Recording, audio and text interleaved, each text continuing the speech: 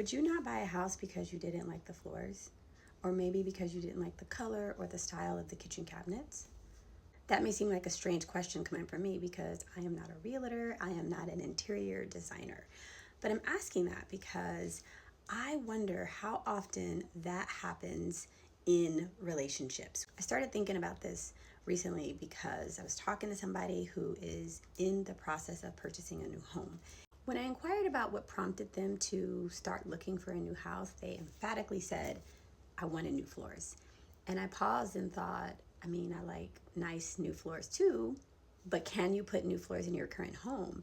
And they shared that when they purchased their current home, which was almost 10 years ago, that they named early that they didn't like the floors and that they didn't want those floors, but that their spouse assured them that the floors could be changed and redirected their attention to the home being in their desired location, in the school zone that they wanted, that the home already had a pool, it already had a screen, that it had the number of rooms that they wanted, that the floors were something that was cosmetic, that could be changed or replaced after the fact. And so this person moved forward, purchased the home. Then what happened is as they lived in that house, whenever the conversation came up about wanting to change the floors, the other person would say, it's kind of expensive. Or do we really need the floors? Or we can just put a rug over the floors. Or maybe they got the floors cleaned, like the grout done professionally, so that the floors looked new, but they were still not the floors that this person wanted. And they continuously asked to have the floors replaced. Not because the floors were non-functional, but that wasn't what they wanted.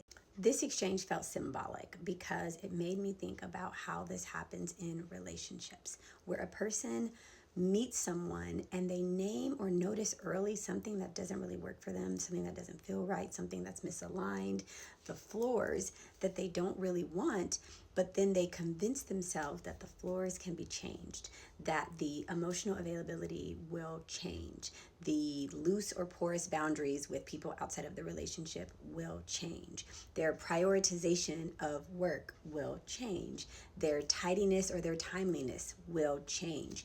And in some instances, they absolutely do change. Sometimes it doesn't change, and you find that you're trying to clean the floors or put a area rug over it to disguise what you know doesn't actually work for you. Over time, the issue is not just that the floors remain unchanged, it's how a person is starting to adjust and change and shift their expectations and their needs to fit their current situation. When we're looking at a relationship, those are things that you want to pay attention to, because if the avoidance or the emotional volatility or the emotional unavailability or the porous boundaries or the excessive drinking, those are more than just cosmetic presences, behaviors, or patterns in a relationship. Choosing relationships solely on what it could be a recipe for disappointment and maybe even resentment, because potential is never realized unless there is intention, unless there is work, unless there is investment, unless there's even recognition. Because in the case with the floors, one person felt like the floors were fine. They're not the best floors out there, but they get the job done. And for another person, it was a daily eyesore looking at those floors. And you have to decide, which person are you?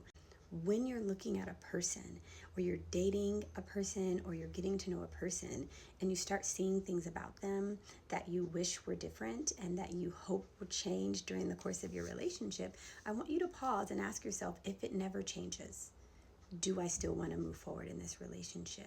And is the thing that you've noticed cosmetic, that doesn't actually change the functionality of your relationship? Or is it something that is an obstacle that you're having to tolerate, that you're having to shrink and suppress and silence yourself in order to accept it? There is a very self-trusting, self-loving, and self-respecting part of us that needs to be able to name what isn't working, what doesn't feel safe, what is not sustainable, and what is not fulfilling in a relationship, so that you can make an informed decision on where you're going to continue to invest your time and your energy. So how do you like the floors in your house?